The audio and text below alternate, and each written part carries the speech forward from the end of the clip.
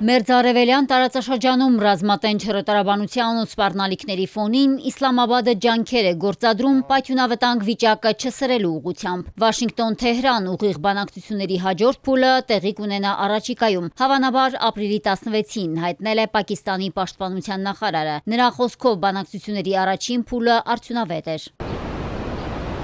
Միաժամանակ Bloomberg-ն ու Associated Press-ը նոր ռաունդի անցկացման հավանական վայր նշում են Շվեյցարիան, Թուրքիան ու Եգիպտոսը։ Անորոշ է հակամարտության ճակատագիրը, քանի որ Վաշինգտոնը չունի պատերազմը սկսելու ոչ համոզիչ պատճառ, ոչ էլ հստակ նպատակ։ Միջազգային մեդիան գրում է, Իրանի հակամարտությունը հիշեցնում է Վիետնամում Միացյալ Նահանգների անհաջող պատերազմը։ Թեհրանը Վաշինգտոնի հետ գործարքի մասին գրեթե չի խոսում, թեպետ Միացյալ Նահանգների նախագահը անդադար կրկնում է, Իրանն իրենց աղաչում է համաձայնության գալ։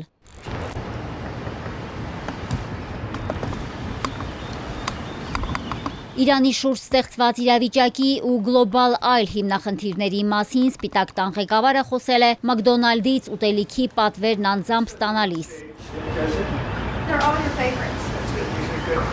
Նրանք զանգահարել են մեզ ու ասել, որ շատ են ցանկանում գործարք կնքել, ինչ վերաբերում է միջուկային զենքին, նրանք երբեք դա չեն ունենա։ Մենք շատ հարցերում ենք համաձայնել, իսկ նրանք ոչ, բայց կարծում եմ դրան էլ կհամաձայնեն, ես գրեթե վստահ եմ, եթե չհամաձայնեն, գործարք չի լինի։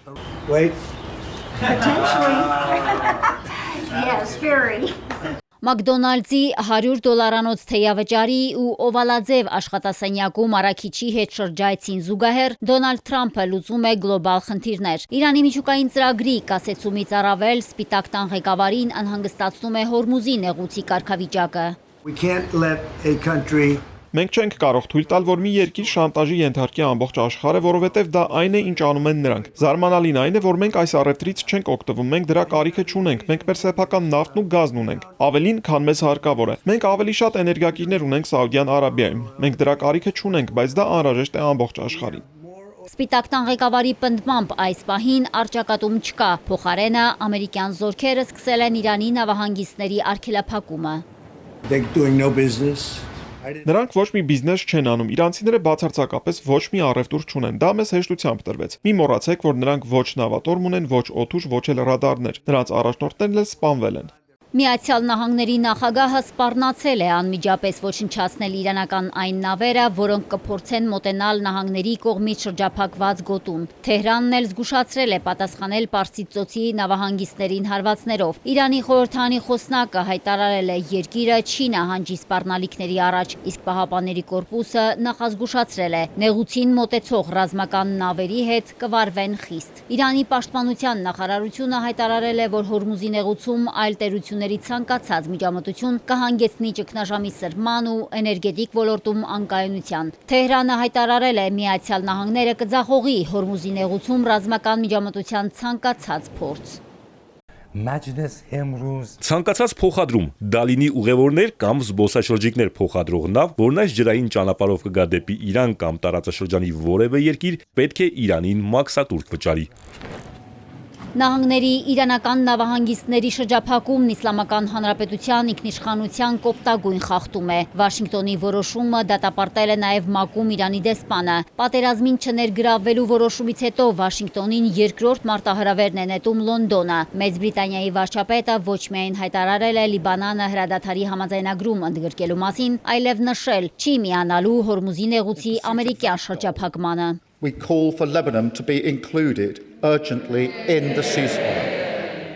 Մենք կոչ ենք անում, որ Լիբանանն անմիջապես ընդգրկվի հրադադարի համաձայնագրում։ Հեզբոլլահը պետք է զինաթափվի, սակայն ես միաժամանակ ասում եմ, որ Իսրայելի հարվածները արդարացված չեն։ Դրանք կործանարար են խաղաղ բնակչության համար եւ խորացնում են ճգնաժամը Լիբանանում։ Ռմբակոծությունները պետք է դադարեցվեն հենց հիմա։ Բոլոր առաջնորդները պնդում են, որ Հորմուզի նեղուցով նավագնացությունը կենսական կարևորություն ունի եւ պետք է վերաբացվի առանց պայմանների մաքսատուրքերի։ Ազգային շահերով առաջնորդվելով մենք չենք ներգրավել պատերազմին, մենք չենք աջակցում շրջափակմանը։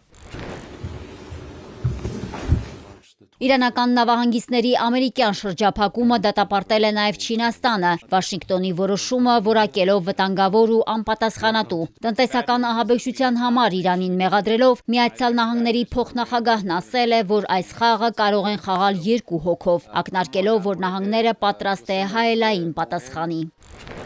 Ռազմավարական ծովային զարկերակի շուրջ էսկալացիայի ֆոնին Իրանի նախագահը հայտարարել է Թեհրանը պատրաստ է բանակցությունների, սակայն իրավահավասարության պայմաններում, ըստ Փեզեշքյանի, վեճերի լուծման նախընտրելի տարբերակը դիվանագիտությունն է, պահպանելով ազգային արժանապատվությունն ու հեղինակությունը։